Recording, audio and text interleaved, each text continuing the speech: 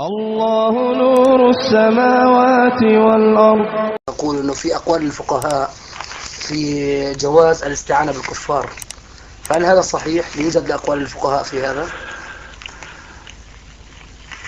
يوجد بشروط. هذه الشروط تجعل قضية الاستعانة التي وقعت هباء منثورا.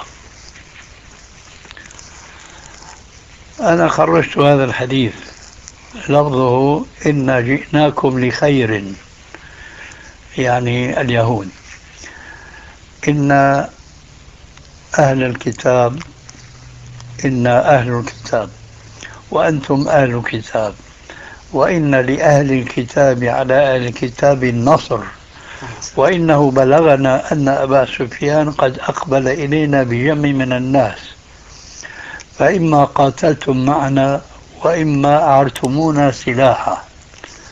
منكر، هذا الحديث منكر. نعم. أخرجه أبو جعفر الطحاوي في مشكل الآثار إلى آخره بسنده. لما بلغ رسول الله صلى الله عليه وسلم جمع أبي سفيان ليخرج إليه يوم أحد، فانطلق إلى اليهود الذين كانوا بالنظير، فوجد منهم نفرا عند منزلهم رحبوا به، فقال لهم فذكره. نعم. جئناكم شأن إيش؟ أنتم أهل الكتاب، نحن أهل الكتاب، وعلى أهل الكتاب أن ينصروا أهل الكتاب إلى آخره. قلت هذا إسناد ضعيف، وتكلمت بتفصيل لبيان ضعف الحديث. قلت هذا إسناد ضعيف إلى آخره. وقد ذكر ابن هشام في السيرة عن محمد بن إسحاق عن الزهري أن الأنصار يوم أحد قالوا لرسول الله صلى الله عليه وسلم: يا رسول الله، ألا نستعين بحلفائنا من يهود؟ فقال: لا حاجة لنا فيهم. هذا ضد ذاك. نعم. هذا ضعيف السند مثل ذاك. لكن شو قلت أنا؟ وذكر نحوه ابن كثير في البداية جزء كذا صفحة كذا، ومن قبله ابن القيم في زاد المعاد، وهو الموافق لحديث عائشة الصحيح: إنا لا نستعين بمشرك أو بالمشركين، وهو مخرج في الصحيحة 1101 كما تقدم قريبا. وعليه فإني أقول: إذا تبين لك ضعف حديث الترجمة وما فيه من عرض الله صلى الله عليه وسلم على اليهود أن يقاتلوا معه، فلا حاجة حينئذ إلى التوفيق بينه وبين حديث عائشة الصحيح، كما فعل الطحاوي حين قال: لأن اليهود الذين دعاهم النبي صلى الله عليه وسلم إلى قتال أبي سفيان معه ليسوا من المشركين الذين قال رسول الله صلى الله عليه وسلم في الآثار الأول إنه لا يستعين بهم. أولئك عبدة الأوثان، وهؤلاء أهل الكتاب الذين قد ذكرنا مباينة ما هو عليه من ما عليه عبدة الأوثان في الباب الذي تقدم قبل هذا. قلت: يشير إلى بعض الأحكام التي خص بها أهل الكتاب دون المشركين، كحل ذبائحهم ونكاح نسائهم وغيرها، مما بعضه موضع نظر، وبنى على ذلك قوله صفحة كذا: فكان كل شرك بالله كفرا وليس كل كفر بالله شركا.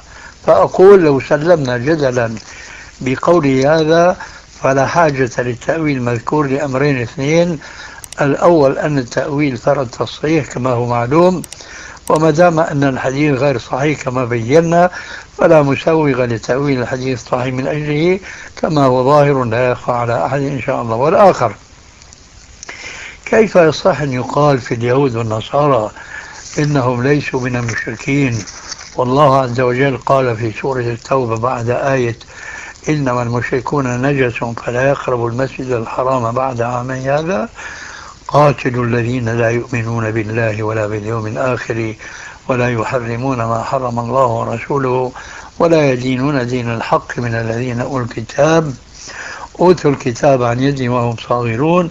وقالت اليهود عزير بن الله وقالت النصارى المسيح ابن الله، ذلك قول بأفواههم يضاهون قول الذين كفروا من قبل قاتلهم الله أن يفكون.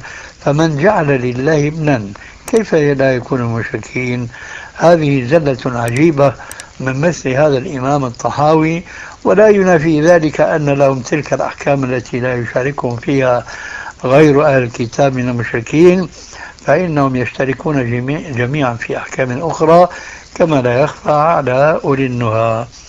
وقد لا يعدم الباحث الفقيه الذي نجاه الله من التقليد في الكتاب والسنة ما يؤكد ما تقدم ويبطل قول الطحاوي السابق.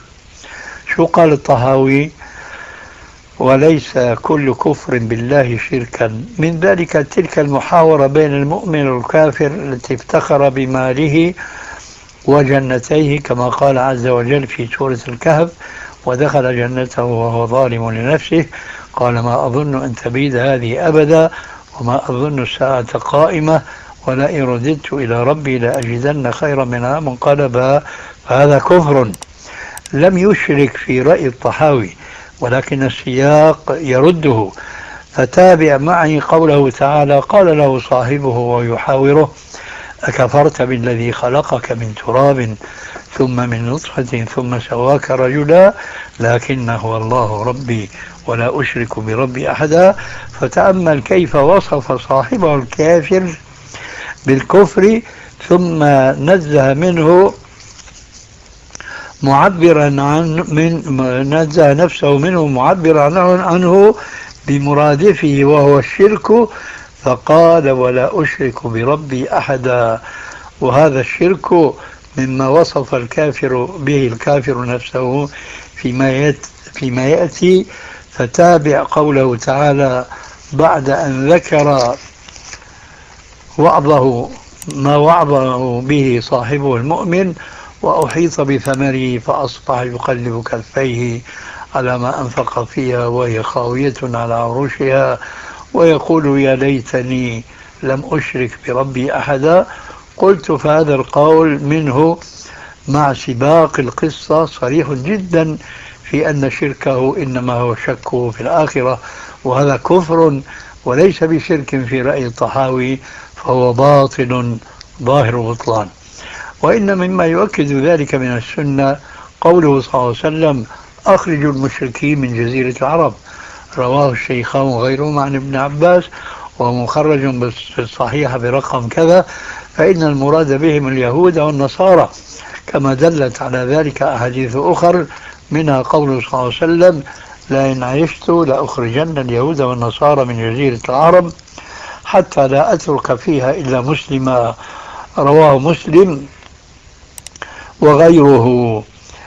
وزعم الطحاوي أنه وهم ابن عيينة فقال: لأنه كان يحدث من حوضه فيحتمل أن يكون جعل مكان اليهود والنصارى المشركين ولم يكن معه من الفقه ما يميز به بين ذلك. كذا قال سمحه الله: فإنه يعلم أن تحديث الحافظ الثقة كابن عيينة من حفظه ليس بعلة بل هو فخر له، وأن تغطية الثقة بمجرد الاحتمال ليس من شأن العلماء المنصفين ولكنها العصبية المذهبية، نسأل الله السلامة. وعلى مذهب الطحاوي هذا يمكن أن يغفر الله الكفر لقوله تعالى: إن الله لا يغفر أن يشرك به ويغفر ما دون ذلك لمن يشاء. وبهذه الآية احتج ابن حزم رحمه الله على أبي حنيفة الذي هو متبوع الطحاوي في التفريق المزعوم، فقال عقبها: فلو كان هنا كفر ليس شركا لكان مغفورا لمن شاء الله تعالى بخلاف الشرك، وهذا لا يقوله مسلم. ثم أتبع ذلك بأدلة أخرى قوية ثم قال: فصح أن كل كفر شرك وكل شرك كفر، وأنهما اسمان شرعيان أوقعهم الله تعالى على معنى واحد، ولولا خشية الإطالة لنقلت كلامه كله لنفاسته وعزته، فليراجعه من شاء المزيد من العلم والفقه. والخلاصة أن الحديث ضعيف الإسناد منكر للمتن، وأن الاستعانة بأهل الكتاب في جهاد الكفار يشملها قوله صلى الله عليه وسلم: إنا لا نستعين بمشرك. في قبل هذا حديث، وبهذه المناسبة أقول لابد لي من الكلام على ضوء ما سبق من الكلام عن هذه الفتنة الدهماء التي أصابت المسلمين بسبب بغي العراق على الكويت وضمه إليها منتصف شهر محرم من هذه السنة 1411، ألا وهي استعانة الدولة السعودية بالدولة الأمريكانية والبريطانية وغيرها من الدول الكافرة خشية أن يصيب ما أصاب جارتها الكويت فيدافع عنها. وفي ظني أن هذه الاستعانة لم تكن بعد استشارتها لأهل العلم فيها على الأقل كالشيخ بن باز وغيره من الأفاضل عملا بقوله تعالى وأمرهم شورى بينهم، لأن هذه الاستعانة غير جائزة على جميع الأقوال المتقدمة في حكم الاستعانة بالكفار. أما على القول الراجح وهو المنع مطلقا فواضح، وأما على القول الآخر فلأنهم اشترطوا أن يكون الإسلام هو الغالب وأن يكون الكافر حسن الرأي في المسلمين وأن يكون مع الإمام جماعة من المسلمين يستقل بهم في إمضاء الأحكام الشرعية على الذين استعان بهم. وإذا عرفنا ما تقدم من البيان فلا بد من النظر في هذه الفتنة الدهماء التي نزلت على المسلمين بسبب اعتداء العراق إلى آخره. فالشاهد الذين أجازوا الاستعانة قالوا بشرط أن يكون المستعين هو الغالب. نعم، هذول المتقدمين شيخنا. أيوة. أي نعم. أيوة، والآن لا يوجد. نعم. يعني إما أنه يرجعوا يحتجوا بالحديث إن لا نستعين، أو يحتجوا بأقوال العلماء. أقوال العلماء قولين: قول لا يجيز الاستعانة بالمشركين مطلقا بناء على الحديث، وقول بفصله بيقولوا بيجوز الاستعانة بشرط أن يكون المستعين من المسلمين هم الغالبين. أي نعم. وهذا ما قلنا هنا، فصلنا القول وقلنا في بعض الكلمات للمستفتين أنه لو الأمريكان احتلوا خيبر مين بيطالعون؟ ولا حد. ولا حد. إخوة الله نور السماوات والأرض. الآن هل أنت يعني تسأل أن تشكو؟ لابد أنك تسأل. فما هو سؤالك؟ سؤالي: إذا كنت ترون فضيلتكم عدم الاستعانة بجواز عدم الاستعانة بالمشركين. أولا أنا هذا ليس رأيا، أنت تعرفه، هذا نص عن النبي المعصوم، أليس كذلك؟ نعم. طيب، فلماذا تقول أنت ترى؟ لأن هناك من يرى عكس هذا. قل عن العكس رأي، أما وأنا أقول لك قال لك نبي لن أستعين بالمشرك، فلا تقل لي أنت ترى. أنا أروي لك ولأمثالك ممن اغتروا بدعايات أنهم يرون الاستعانة، وقدمت أنت تبريرا لمثل هذه الاستعانة، لكنني شعرت بأنك دخلت في موضوع ليس له علاقة بالسؤال إطلاقا. قال تعالى: ألا وربك لا يؤمنون حتى يحكموك فيما شجر بينهم ثم لا يجدوا في أنفسهم حرجا مما قضيت ويسلموا تسليما. وقع نزاع حسب ما أنت شرعت ولا لا؟ قلنا نعم. فماذا تقول الآية؟ حتى يحكموك فيما شجر بينهم. شجر بين العلماء كما ذكرت الآن. فأنا قلت لك، وأنت قد تكون عالما ولا تستعجل علي، وقد تكون طالب علم ولا تستعجل علي، وقد تكون من عامة المسلمين. فهمت الآن على الأقل الآن قول الرسول عليه الصلاة والسلام: لن أستعين بمشرك، وتعرف السبب، سبب القول، أليس كذلك؟ طيب، فأنت عرفت تقول أحد الطرفين المتنازعين، فما هو حجة الطرف الآخر الذي يخالف هذا الدليل الذي يحتج به الطرف الأول فيما علمت أنت؟ ما هو الحجة؟ ذكرت في فتوى لبعض العلماء أن الرسول عليه الصلاة والسلام استعان بجوير بن عدي أو مطعم بن عدي، فأخذ من هذا نص على أن الرسول عليه الصلاة والسلام استعان بغير المسلمين. معلش ما نحتاج إلى شرح. هذا الدليل أنت وجدته يعني يجوز أن تعتمد عليه وتعارض به لن أستعين بمشرك؟ أنا مو مقام الفتوى شيخ. نعم؟ أنا لست مقام الفتوى. ما أجبتني. أنا أسألك عما في نفسك. أنت اطمئننت لهذه الاستعانة التي ذكروها المفتون أولئك أن هذا يصح الاستدلال به على هذا الواقع الأليم من دخول الكفار أعداء الإسلام والمسلمين والمعينين اليهود على الاستبداد بفلسطين. هذه الاستعانة كتلك حتى تقنع أنت وأمثالك من عامة المسلمين بأن هذه في فتوى وهي دليلها.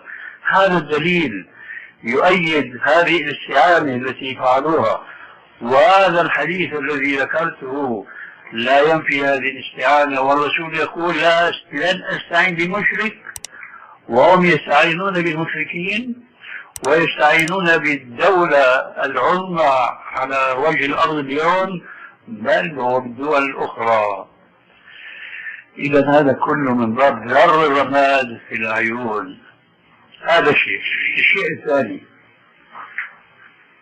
هذا التصرف مع الأسف الشديد لولا العواطف التي تلعب بعقول المسلمين ما استساغ مسلم على وجه الأرض ما وقع اليوم من إدخال الأمريكان مرحبين لهم ومعيدون في بلاد الإسلام بأعياد الكفر والضلال.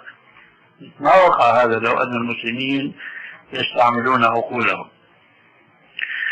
الآن هل الإسلام يفرق بين أرض إسلامية وأرض أخرى؟ قل لا، لأنه ما تحتاج هذه بديهيات كالشمس في غربة النهار. صح؟ طيب لماذا السعودية لم تستعن بالأمريكان في حل مشكلة الأفغان؟ لماذا؟ لأنها ليست أرض السعودية. صح؟ ولا بحثنا عن الإسلام أصلا. ما أجبتني. صحيح. أنا أسألك صح بتقول لي لا، بتقول لي نعم. قناعتك. هذا ما أفرض على الإنسان رأيي أبدا. لماذا لم تستعين؟ لأنها ليست أرض السعودية. كويس. ثم أقول وهو أغرب، لماذا لم تستعين السعودية بالأمريكان لطرد اليهود من بلاد الإسلام والمسلمين والمسجد الأقصى؟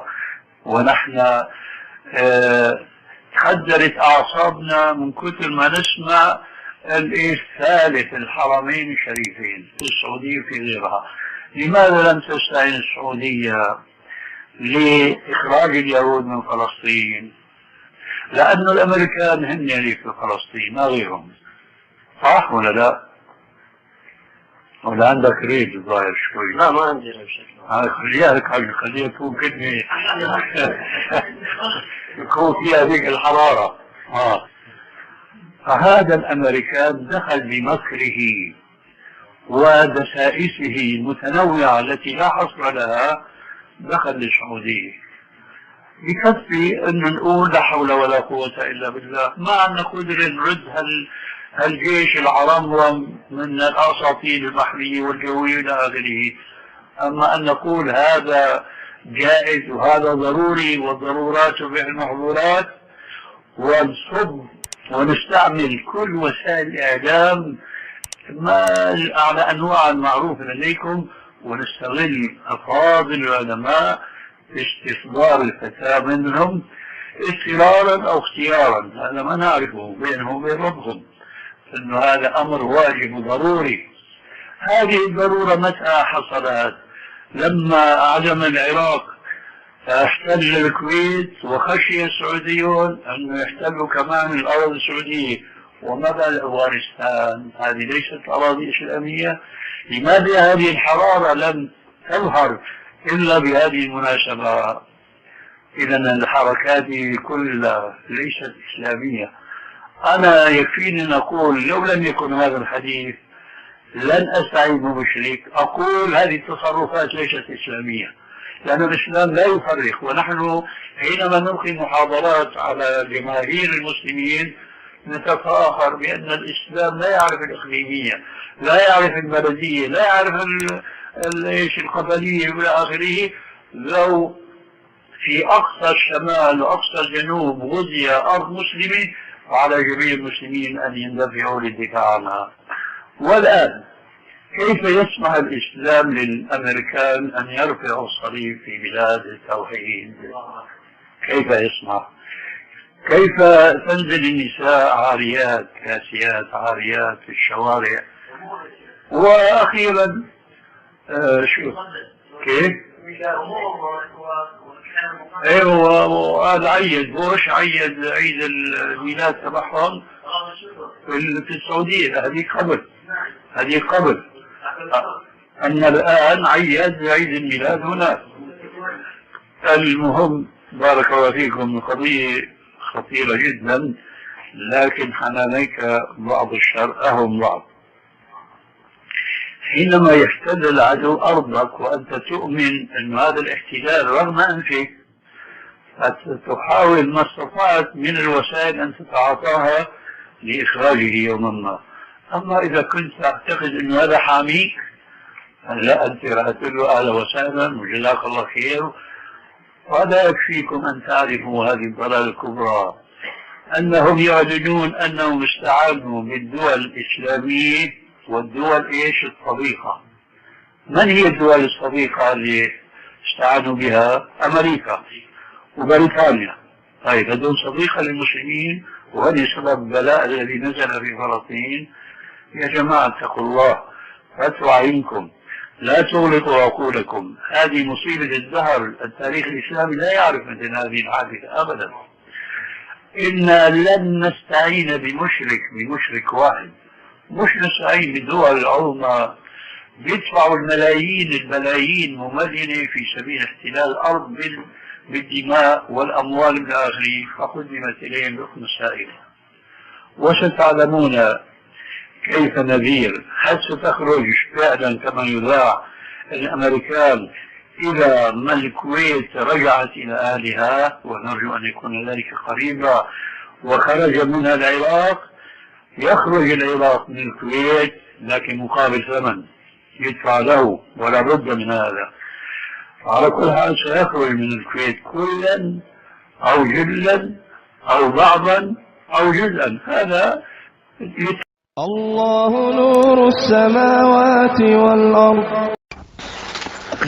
يقول الكاتب البياني بالنسبة لمسألة المستنصر بالكافر: باختصار، إن كان قد استنصر بكافر على مسلم غير مستحل ذلك شرعا في نفسه دفعا لعدوان ظنه واقعا به، غير مريد به بقتال المسلمين ابتداء ولا سفك دمائهم، ومن خوف على ماله ونفسه، ولم يجد من المسلمين من يحميه من هذا العدوان، فهو لا يؤثم بذلك. ما تعليقكم؟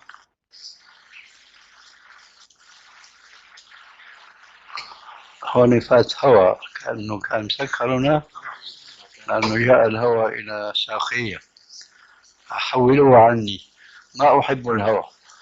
نعوذ بالله من النار.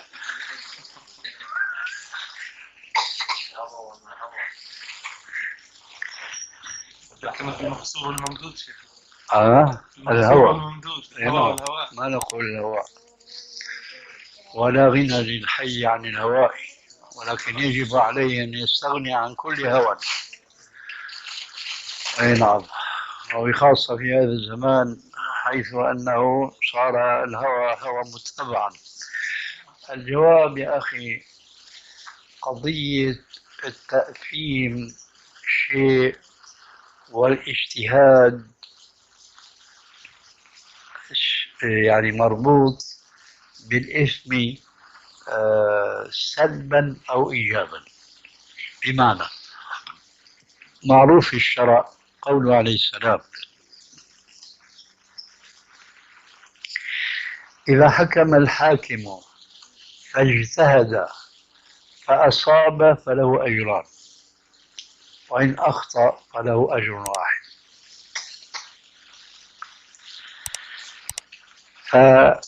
فالذي اجتهد فأخطأ ضرورة لا يأثم. هذا الكلام الذي قلته آنفا، أولا هو كلام من؟ يعني من هو القائل؟ القائل مجهول. مجهول. طيب، هذا الكلام الذي نقلته آنفا إما أن يكون هذا الموصوف بما فعل من الاستعانة بالكافر هو مجتهد فهو لا يأثم كأي حكم شرعي، وإن كان غير مجتهد فهو آثم. وفي العبارة ثغرات تحمل في طواياها عدم الدقة في التعبير.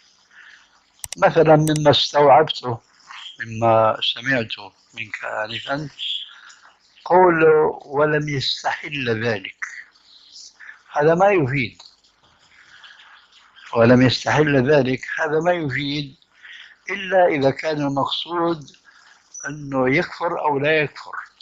يعني مثلا قلنا آنفا بالنسبة لتارك الصلاة، فهذا التارك للصلاة آثم قولا واحدا لأنه ما في مجال للاجتهاد. فنقول إن كان يترك الصلاة مؤمنا فهو فاسق، وإن كان يترك الصلاة منكرا فهو كافر، أي غير مستحب لترك الصلاة. فهذا الذي استجلب الكفار إلى بلاد الإسلام. إما أن يكون مجتهدا فيأتي الجواب السابق وهو أنه غير آثم، لكن ما معنى قيل وهو غير مستحل؟ حبه استحل. هو شيخنا لأنه مناقش من قبل. اسمع، حبه استحل، لكن هو استحل باجتهاد. ما الفرق؟ لا فرق. فهمت؟ الآن بنشوف ملاحظة الأخ علي إنه شيخنا هو مسترسل في البحث، الأخ اختصر لك اختصار، ولا هو من قبل قال إذا استحل ولا ما استحل؟ أنا ما أدري، أنا أتكلم عن هذه الفقرة. صحيح. هذه الفقرة الكلام صحيح. طيب ما في شيء. الآن نعيد الكلام نفسه من أول. لا نفس الفقرة اللي تكلمت عنها. أنا كنت بدي أقرأ فقرة أكبر من هيك، لكن لحظة. وإن كان قد استنصر بكافر على مسلم غير مستحل ذلك شرعا في نفسه على نحو ما سبق بيانه في الحالة الأولى، فإن كان استنصاره هذا دفعا لعدوان ظنه واقعا به غير مريد به قتال المسلمين ابتداء ولا سفك دمائهم ومن خوف على ماله ونفسه، ولم يجد من المسلمين من يحميه من هذا العدوان، فهو لا يؤثم بذلك سواء كان قتال أم لم يكن. هذا هو نفس العبارة اللي قرأتها وهذا هو التعليق. يعني أنت فكرك ما قبله بغير الموضوع؟ لا، بس على ذكر إنه يعني كلمة الاستحلال إيش دورها، لأنه مشان يتحفظ عما سبق. هذا دور. في بعد وفي قبل، أظن في علاقة حميمة جدا بهذا الموضوع. هات نشوف. ومن المسائل التي تمت لهذا الموضوع بصلة مسألة المستنصر بالكافر على المسلمين، فإنه ينظر فيه، فإن كان قد استحل فعله هذا في نفسه استحلالا شرعيا وأجازه لسفك دماء المسلمين وإذلالهم وسلب أموالهم، فهو بهذا كافر لأنه مستحل أمرا محرما. وإن كان قد استنصر بكافر على مسلم غير مستحل ذلك شرعا في نفسه على نحو ما سبق بيانه في الحالة الأولى، فإن كان استنصاره هذا دفعا لعدوان ظنه واقعا به غير مريد به قتال المسلمين ابتداء ولا سفك دمائهم ومن خوف على ماله ونفسه، ولم يجد من المسلمين من يحميه من هذا العدوان، فهو لا يؤثم بذلك سواء سواء أكان قتال أم لم يكن. أما إن كان استنصاره بالكافر على غير الحالتين السابقتين، أي غير مستحل له ولم يكن لدفع عدوان مظنون، فهو بذلك مرتكب كبيرة من الكبائر تجب به عليه التوبة النصوح، ولا تتحقق التوبة النصوح إلا بشروطها.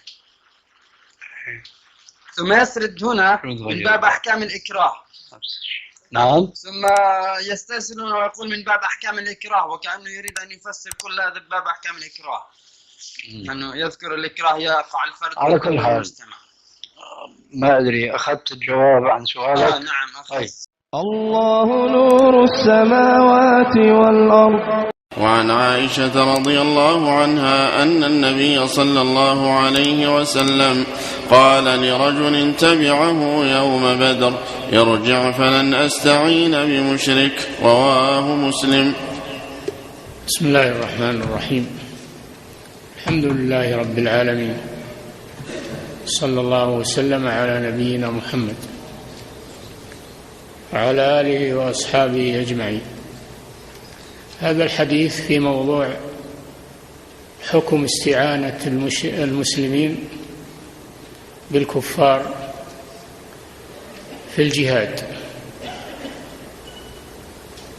فهذا الحديث فيه أن رجلا من المشركين تبع النبي صلى الله عليه وسلم لما خرج لغزوة بدر يريد أن يقاتل مع المسلمين ليصيب من المغنم، فقال له النبي صلى الله عليه وسلم: ارجع فإني لا أستعين بمشرك. فهذا دليل على أنه لا يجوز للمسلمين أن يستعينوا بالكفار في الجهاد، مع أن هذا الرجل معروف بالشجاعة والقوة، وفرح به الصحابة لما رأوه، لكن الرسول رده، دل على أنه لا يجوز للمسلمين أن يستعينوا بالكفار في القتال. ولكن هناك أدلة تدل على خلاف ذلك، تدل على أنه يجوز للمسلمين أن يستعينوا بالكفار في القتال. من ذلك أن النبي صلى الله عليه وسلم لما هاجر إلى المدينة وفيها اليهود عاقدهم على تأمينهم وبقائهم، لكن بشرط أن يقاتلوا مع المسلمين من أراد المدينة. وكذلك في غزوة حنين ما خرج النبي صلى الله عليه وسلم لقتال هوازن، خرج معه من أهل مكة أناس كفار كصفوان بن أمية قبل أن يسلم، وناس من أهل مكة من الكفار خرجوا معه، واستعار صلى الله عليه وسلم من صفوان أدراعا، والاستعارة للأدراع من كافر دليل على الاستعانة بالكفار. فذهب جماعة من أهل العلم إلى جواز الاستعانة بالكفار عند حاجة المسلمين إلى ذلك، عند حاجة المسلمين إلى ذلك. وأجابوا عن حديث الباب، حديث عائشة، لأن الرسول رد هذا الكافر من أجل أن يسلم، فأسلم هذا الكافر وخرج مع المسلمين، فالرسول رده لغرض وهو أن يسلم. وقيل إن حديث عائشة منسوخ بالأحاديث التي جاءت في غزوة حنين وغيرها في جواز الاستعانة بالكفار عند حاجة المسلمين إلى ذلك، وهذا هو القول الراجح الذي رجحه ابن القيم وغيره. نعم. الله نور السماوات والأرض. هذا سائل يقول: يوجد من بعض طلبة العلم اليوم من يقولون أن الاستعانة بالمشركين تعتبر من موالاتهم، وأن ذلك كفر لأن الاستعانة بالكافر تعتبر كفر، فهذه المسألة هل تعتبر من المسائل الاجتهادية أم هي من المسائل التي يعقد عليها الولاء والبراء؟ نرجو التوضيح. هذا الكلام كلام جاهل لا يدري ما يقول. ليس الاستعانة بهم عند الحاجة والضرورة من الموالاة، هذا من التعامل معهم، مثل ما نشري منهم السلاح ومثل ما نشري منهم البضائع والمنتوجات، هذا من تبادل المصالح وليس هو من الموالاة. الموالاة هي المحبة، فنحن نستعين بهم وإن كنا لا نحبهم من أجل الضرورة فقط ومن أجل مصلحتهم هم، لأنهم يأخذون منا مقابل، هم بيساعدوننا مجاني، يأخذون منا مقابل، فهذا من التعامل يا أخي وليس من الموالاة. وعلى المسلم أنه يتقي الله ولا يقول بغير علم ولا يفتي بغير علم ولا يخالف أهل العلم، وليس هذا من الاجتهاد، هذا فيها أدلة، ما دام فيها أدلة فهذا منصوص عليه، ليس هو من الاجتهاد الذي هو الاستنباط فقط، إنما هو قول بدليل كما ذكرنا لكم. لكن كما ذكرت على الجاهل أن يسكت، لا سيما في هذه الأمور المهمة، ولا يدخل فيها بتخرص أو بجهل ويحكم بالكفر. ثم رأيتم أنه حكم بالكفر والعياذ بالله، وهذا يرجع عليه هو، الخطر عليه هو. فلا يجوز للإنسان يتخرص في هذه المسائل ويقول على الله بغير علم ويتهم العلماء. نعم. الله نور السماوات والأرض. مناسبة كان يوم بدر تبع رسول الله صلى الله عليه وسلم رجل مشرك، فقال: يا رسول الله، أريد أن أتبعك فأصيب معك ما تصيب. فقال له: هل تؤمن بالله ورسوله؟ فقال: لا. قال: ارجع، لن نستعين بالمشركين، أنا لا أستعين أو لن أستعين بمشرك، ارجع. فرده،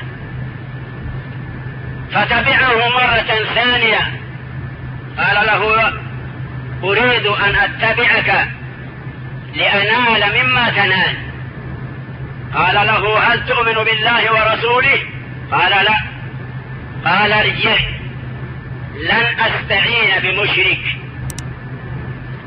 ولحقه مرة ثالثة، فقال ما قال في المرة الأولى والثانية. فقال له النبي عليه الصلاة والسلام: هل تؤمن بالله ورسوله؟ قال: نعم. قال: انطلق. فجاهد معه. هذا الحديث اختلف أهل العلم في توجيهه، منهم من قال إنما فعل رسول الله صلى الله عليه وسلم ذلك لأنه علم بأن هذا الرجل سوف يسلم، إذا رده مرة أو مرتين يدخل في الإسلام، علم ذلك بالوحي، لذلك رده في المرة الأولى والثانية حتى أسلم، أكرمه الله بالإسلام، فتبع رسول الله صلى الله عليه وسلم وجاهد معه. من يذهبون هذا المذهب؟ منهم الإمام أبو حنيفة وأصحابه وكثير من أهل العلم يرون جواز الاستعانة بالمشرك على المشرك إلا لأن هذا الحديث لم يكن الغرض التحريم، ولكن الغرض منه هو ترغيب الرجل في الإسلام،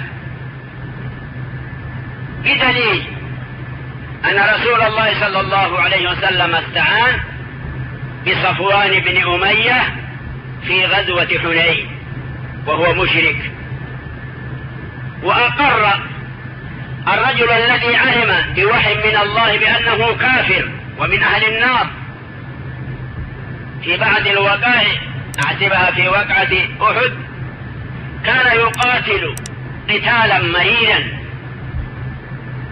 وقتل كثيرا، فأعجب به الصحابة، فكان النبي عليه الصلاة والسلام يقول إنه من أهل النار. اندهش الصحابة من هذا الخبر. رجل يبلي بلاء حسنا كهذا بين يدي رسول الله صلى الله عليه وسلم، فيقول فيه الرسول عليه الصلاة والسلام إنه من أهل النار. اتبعه أحد الصحابة ليعرف مصيره، وفي النهاية جرح الرجل جرحا شديدا فلم يصبر واتكى على سيفه فقتل نفسه. فأخبر النبي عليه الصلاة والسلام بما جرى، فقال أشهد أني رسول الله صلى الله عليه وسلم، ثم قال إن الله لينصر هذا الدين بالرجل الفاجر، إن الله لينصر هذا الدين بالرجل الفاجر.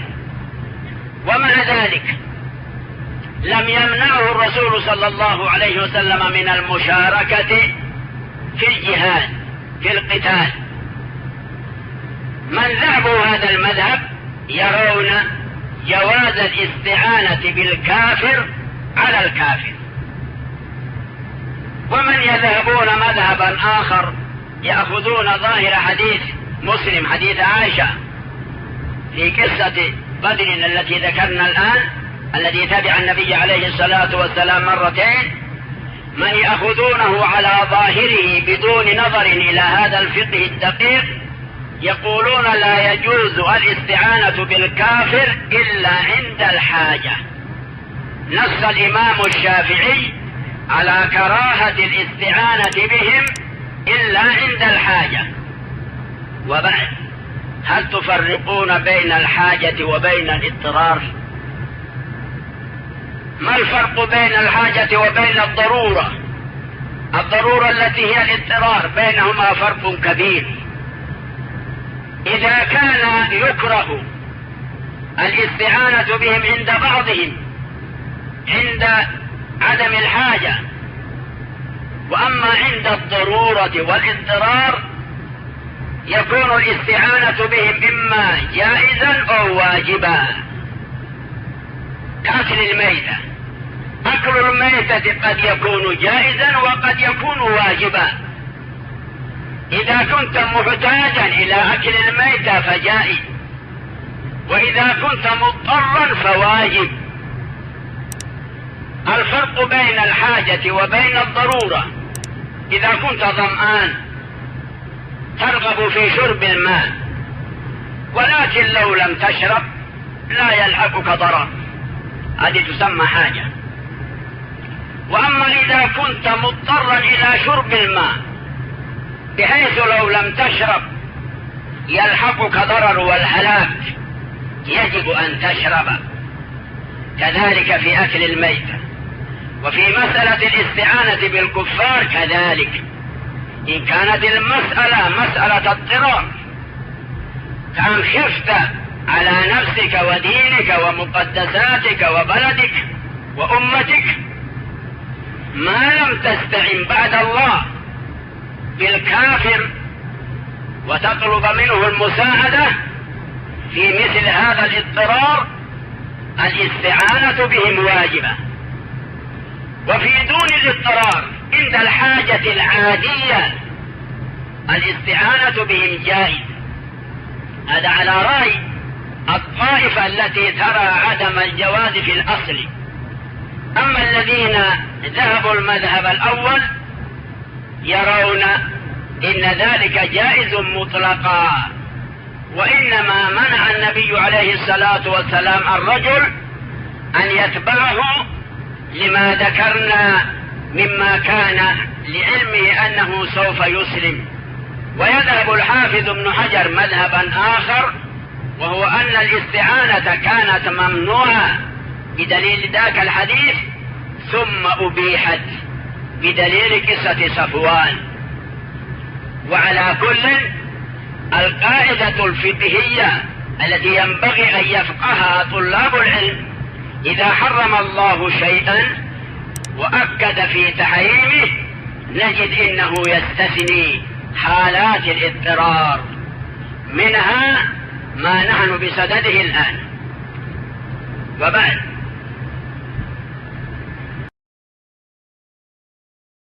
الله نور السماوات والأرض.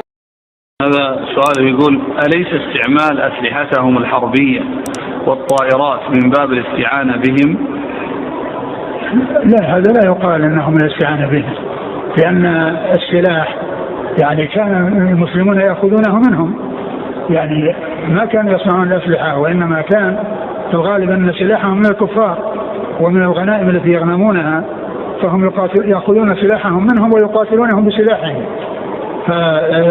يعني كون أنهم يشترون السلاح منهم أو أنهم ينتصرون عليهم ويأخذون السلاح منهم ثم يقاتلونهم بسلاح شروه منهم أو غنموه منهم، هذا ليس من قبيل الاستعانة بهم. نعم. الله نور السماوات والأرض.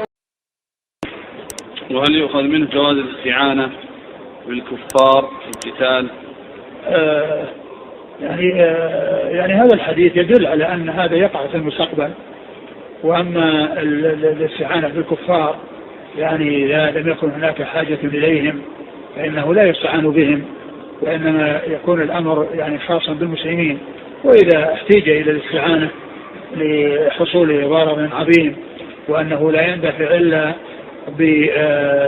يعني الاستعانة بغيرهم، يعني بغير المسلمين ممن يحصل به ردع يعني هذا العدوان أو هذا الظلم، فإن ذلك لا بأس به. وهذا مثل ما هو معلوم، لو أن إنسانا يعني كان في بيته وله جار يهودي أو نصراني ثم هجم عليه أناس من اللصوص يعني يريدون أن يبطشوا به ويبحثوا بأهله ويسلبوا ماله، يعني هل له أن يطلب من جاره أنه يساعده؟ نعم، يساعده، لا بأس بذلك عند الحاجة إليه.